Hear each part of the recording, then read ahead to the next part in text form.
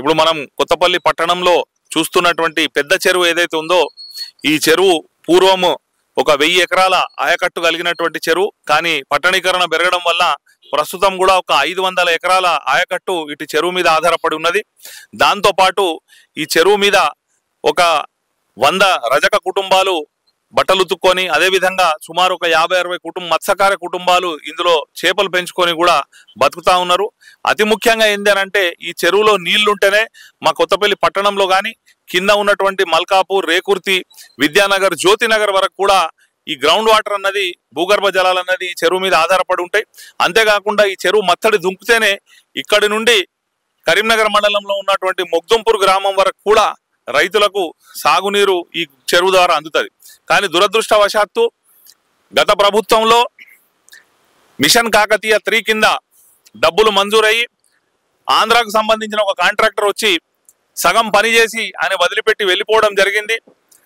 ఆ కాంట్రాక్టర్ సగంలో వదిలిపెట్టి పోవడంతో ఇక్కడ చెరువు పని ఆగిపోయి ఉన్నది. ఇందులో ముఖ్యంగా ఈ చెరువుకు సంబంధించిన మత్తడి ఒక 2 సంవత్సరాల క్రితం బుంగబడ్డది. ఆ బుంగబడ్డప్పుడు తాత్కాలికంగా అందులో మట్టి పోసి ఆ బుంగను ఇరిగేషన్ అధికారులు కూడపడం జరిగింది. కానీ ఇక్కడ మట్టి పోసి ఈ బుంగ వద్ద ఎత్తు కావడంతో ఆ పక్కకున్నటువంటి మత్తడి మీద ఒత్తిడి పడి అది తెగిపోయేటట్టు వచ్చింది. అది తెలిసి తాత్కాలికంగా నేను దాని మీద కొంత కంకర మరియు సిమెంట్ పోపిచ్చి ఆపితే అది 1 సంవత్సరం ఆగింది. కానీ మళ్ళీ పోయిన సంవత్సరం ఆ పైన పోసిన స్లాబ్ అట్లే ఉన్న కింది నుండి ఆ మత్తడికి బుంగ కొట్టడం జరిగింది. ఈ విషయమై గతంలో నేను చాలా సార్లు ఇరిగేషన్ అధికారులకు విన్నవించిన ఈ చెరువు కూడా కబ్జాకు గురి అవుతున్నది. ఈ FTL లోపల నిర్మాణాలు జరుగుతున్నాయి. దీని క్యాచ్మెంట్ ఏరియా, దీని క్యాచ్మెంట్ కెపాసిటీ అన్నది తగ్గిపోయి కూడా ఈ మత్తడి మీద ఒత్తిడి పెరుగుతా ఉన్నది. ఈ అక్రమ నిర్మాణాలను తొలగించాలి, అదే విధంగా ఈ మత్తడిని రిపేర్ చేయాలని చెప్తే ఇంతవరకు కూడా దాన్ని రిపేర్ చేయలేదు. ఈ సంవత్సరం వరదలు వస్తే మాత్రం ఈ తప్పకుండా మత్తడి తెగిపోయే ప్రమాదం ఉన్నది.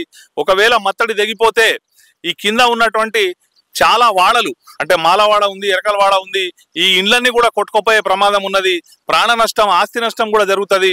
భవిష్యత్తులో ఇక్కడ ఉన్నటువంటి 500 ఎకరాల ఆయకట్టు పోయే అవకాశం ఉన్నది. దీంతో మత్స్యకారులు, రజకులు అందరూ కూడా నష్టపోతారు. కాబట్టి ఈ రోజు మేమందరం ఇక్కడ కొత్తపల్లి గ్రామానికి సంబంధించినటువంటి రైతులు, మత్స్యకారులు, రజకులు, ఇక్కడి గ్రామ ప్రజలు అందరం కలిసి జిల్లా కలెక్టర్ గారి దగ్గరికి వెళ్ళి ఒక వినతి పత్రం ఇచ్చి ఈ మత్తడిని వెంటనే రిపేర్ చేయాలని చెప్పి మేము డిమాండ్ చేస్తా ఉన్నాం.